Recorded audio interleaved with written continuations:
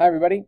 In the last video I just basically showed you some setup stuff on Autodesk Inventor. I just wanted to make sure your project folders were set up. Maybe you had a presentation like a background mode, a background scheme, color, theme, whatever you want to call it that you liked. This one I'm going to create a basic part file, and I'm going to use this little red cube, which is one of my puzzle cubes that I've actually created. I'm going to show you how to draw it on Inventor. I'm going to show you one way in this video, and there are a lot of different methods and a lot of different ways that you could use, and some ways are easier than others. And really what's going to happen is you're going to monkey around with this and you're going to find a way that you really like, and that's cool with me. As long as you get to this part in the end, that's absolutely fine. Over time you'll figure out better ways to make it than what I show you in this video probably. Okay, so what I'm going to do is I've opened up Autodesk Inventor. Notice that I'm working in my puzzle cube project folder, which is extremely important. If you don't have a puzzle cube project folder, you need to go back and watch the first video. Once I'm in this project folder, I'm going to go create a standard part, okay? And the part file that I'm going to create, it starts with creating its 2D sketch. So basically we have sketches and we have models. The sketches are 2D, two-dimensional, so I'm going to draw outlines of things, and you can see this little box that pops up with the picture, right? There's a 2D outline of something, and then I'll turn it into a 3D model after I get done with the 2D outline. So what I'm going to do is I'm going to click here, and it's going to pull up 3 different planes that I can work on. I can work on the XZ plane, the YZ plane, or the XY plane. And I would suggest that you always start with the XY. So I'm just going to click on this particular plane here. That's going to pull the plane up, and now I'm working in 2 dimensions. And notice that my options have changed up here at the top. Okay, so how am I going to draw the outline of this particular shape, right? Well, if I look at it from a front view, that means looking at it from here, from this angle, right? I can see that it's kind of like got 3 blocks wide, and it's got this 1 block sticking up in the middle. So here's one way that I could draw this. I could start with just a simple line, okay? And I could just trace the outline of this object, and I can dimension as I go along. So I can either type in, I can either click on random lengths and dimension later, or for instance, you'll see that 1.134. Well, I can type in, it's 3 blocks. Let's see, each of those is 0.75 inches. So, for instance, I could do this. I could type in a 2.25. That's one way to do it, right? Or, if I really want to do something crazy here, I could type 0.75 times 3. I have 0.75 inches per block times 3 blocks. Either way, it's going to return the same thing. It's 2.25, right? Now, I'm zoomed in a little bit too far. I can't see the end of my line. You can tell, right, that it's off to the right. So a couple of options that I have here, I can wheel up or wheel down with the mouse, and that zooms me in and out. Okay, so that's one thing that you could do. I could hold down on the wheel of the mouse, and that allows me to move things around. Or I could just click on the front button, and that kind of zooms me into an appropriate size. This little cube over here and the moving around options, man, you're going to learn to love those. Okay, now I'm going to come up here. I'm going to zoom in, obviously, to where I need to be. I'm going to go up 0.75 inches because it's 1 block tall here. Now I'm going to come over here. Notice it locks into 90-degree angles is what it wants. Okay, so unless you have something different, then that's an easy way to do it. I'm going to go over 0.75 inches, right? Now I'm going to go up and create that little piece at the top by going up 0.75 inches. Oh, it's off my screen. I can either wheel in and wheel out again, or I can come over here and click on front. It kind of auto zooms for me. And so you'll notice then basically the pattern is 0.75 all the way around, and I'm working at 90-degree angles, right? And it just makes it really easy to draw something like this. Okay, this is a really, really basic shape. Uh-oh. I don't know what just happened there. There we go. Made me worried for a second. Okay, and on this last one, I'm just going to click on this green line. I don't need to type in the 0.75. Okay, there, and then I'm going to right-click. I'm going to choose OK. I'm done with my shape. It's fully outlined. And notice all my lines are purple, right, or blue. Okay, there's a very important thing that just happened here.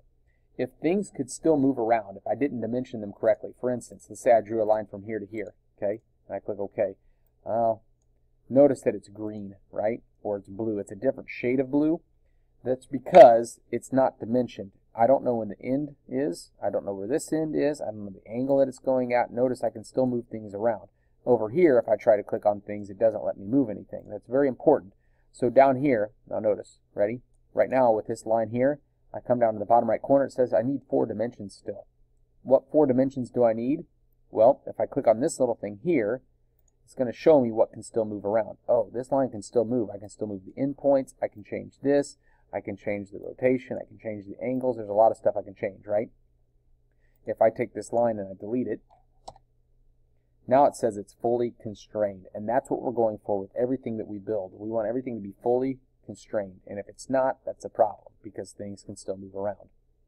All right, so I've got my 2D shape, right? I've got this outline. Now it's time to turn it into a 3D block, right? So I'm going to click Finish Sketch, and I'm going to come over here, and I'm just going to click on either the home view or on the top right corner of this box. Either way, it's just going to change the zoom so I can see the whole object. Now it's time to do what's called an extrude. Extrude is basically, well, you're going to see it in just a second, but it takes an outline, like you see in that star shape below, and it turns it into a solid figure. So if I click on extrude, the first thing it does is, well, it just auto picks the shape that I just drew. It goes, hey, I'm guessing you're probably wanting to do that thing that you just drew, right? I like to change it to where I can actually see the dimensions on the front, so I'm going to change this so it extrudes backwards instead. And that way all of my dimensions show up and I can still see them. And in this case, since we're drawing blocks that are 0.75 inches in every direction, I need to change the distance to be 0.75. I click OK. Now, notice that what I'm trying to draw is this surface here. And it looks like that I have this 1, 2, 3, 4 blocks, but I don't have this guy that sticks out in the front, do I? So I'm going to go through, I'm going to make one more change here. And it's done by this. Ready? I click here on the object. I have 3 options that pull up. I can either edit the extrusion that I just did. That was fine. I don't want to do that. Okay. I can edit the original sketch that I just did. I don't want to do that. I can create a new sketch, and that's what I want to do. So I'm going to create a new sketch. It's on the face of the first object here.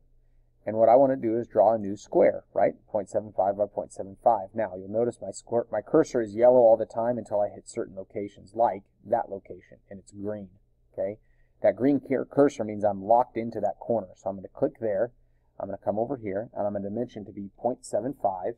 And I'm going to hit the Tab button, which is up by the Q. Okay? I'm going to hit Tab, and it switches to the other dimension. I'm going to type in 0.75 there. And notice that this is all locked in. Okay? Right click, choose OK. It's fully constrained. That's fantastic. That's all I need. I'm going to click Finish Sketch. And I'm going to go click Extrude again. And look what happens. It says, I'm guessing that sketch you just made of the square, I'm guessing you want to bring that out, right? Notice it defaults to bring it out, and it even defaults to a distance of 0.75 inches. I click OK. My shape is now completely drawn. Okay. Now I can come over here and I can wheel around. You'll figure out how to do this later on, right? Looks pretty good. I'm going to click here and bring it back to where I want it to be. I'm going to make one more change before I quit, okay? And that's just to color this thing. So up here I have some options for coloring and changing materials, okay? Over here, the left menu changes the materials. You'll notice as you scroll down, there's a lot of stuff. There's an Inventor library. There's an Autodesk library. I'm going to change it to Autodesk library just because it gives me more options. And now when I click on this, if I scroll all the way down to the bottom, I'm going to see that wood shows up. I'm just going to choose wood as an option. Now I have a wood block, right? I can even change the coloring if I want to. You know, I'm going to color this red, right? I mean, that's the piece that I have is red, okay? So I could even go like this, and I can click on the color filter option right here, and I can highlight the object, and I can change it to a straight red, right? 255 red, 0 for green and blue. Click OK. How about that? I've got a red cube made out of wood now. So those are a couple little things you can do, but basically you've drawn your first shape on Inventor. You can go ahead and click Save, and hopefully that's enough information to get you going on drawing your individual part pieces.